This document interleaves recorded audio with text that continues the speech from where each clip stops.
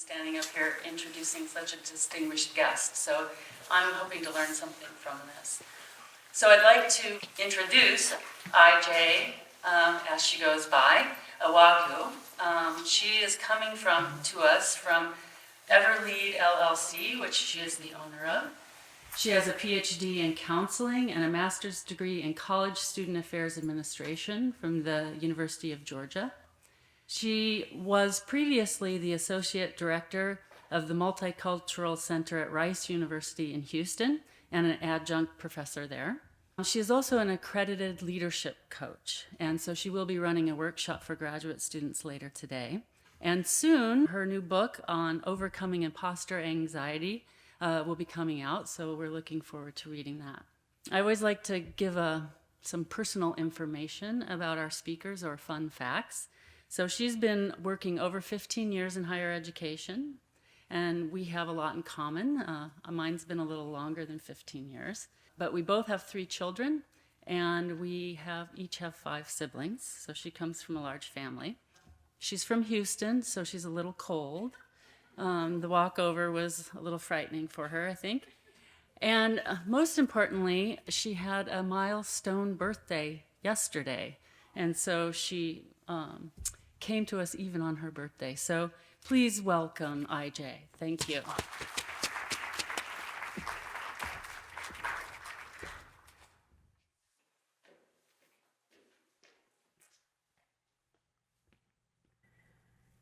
Okay, so I invite you to imagine this for a moment. How would you feel if fear and self-doubt weren't factors in your life? And how would you be if you showed up the way you wanted to show up in spaces where you're learning and growing?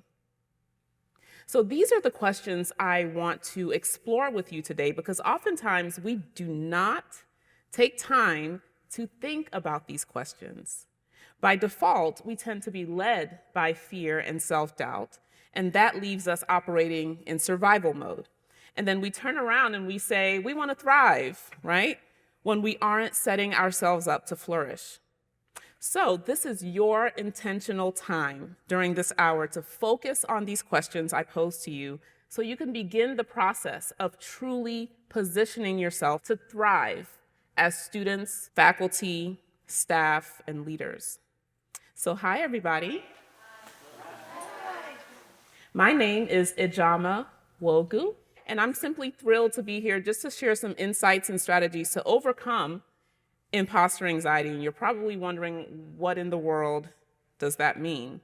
We'll get into that in a second. But first, I want to know who is in this room, right? All right, so why this topic? I came to this topic, quite frankly, because of my own experience with imposter anxiety in my own life. I come from a STEM family, so that's sciences, technology, engineering, and math.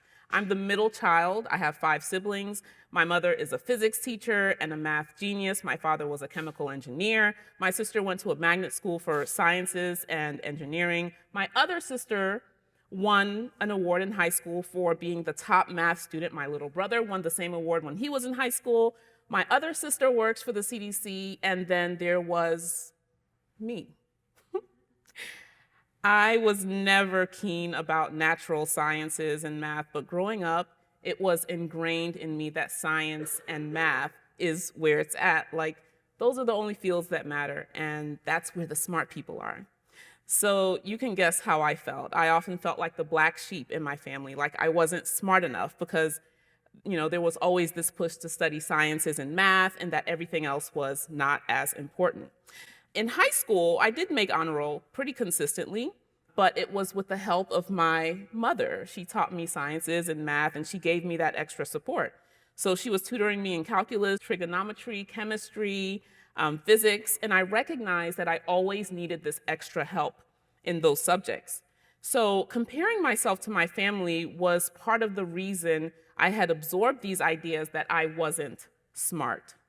Then I got into my master's program, and I completed this many, many years ago.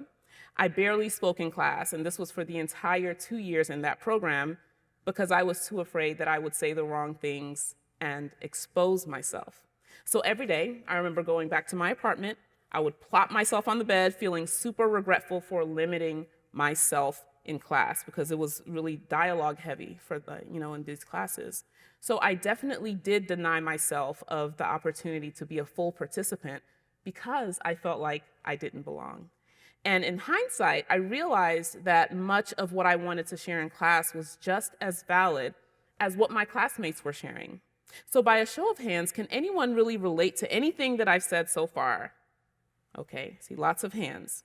So time went on, and later on in my career, I became really curious about this phenomenon. I thought about how it impacted me and how it affects most people that I serve, like how people really deny themselves of amazing opportunities or pull back from showing up as their best selves, all because fear and self-doubt govern their actions. So one thing about me, I am super passionate about helping people tap into their unique talents and live out their highest and their truest selves. And because of this, I've made it my personal mission to guide folks like you, students and leaders, in taking their power back by increasing their awareness of imposter anxiety and equipping as many people as I can with the tools to surmount this experience of fear and self-doubt.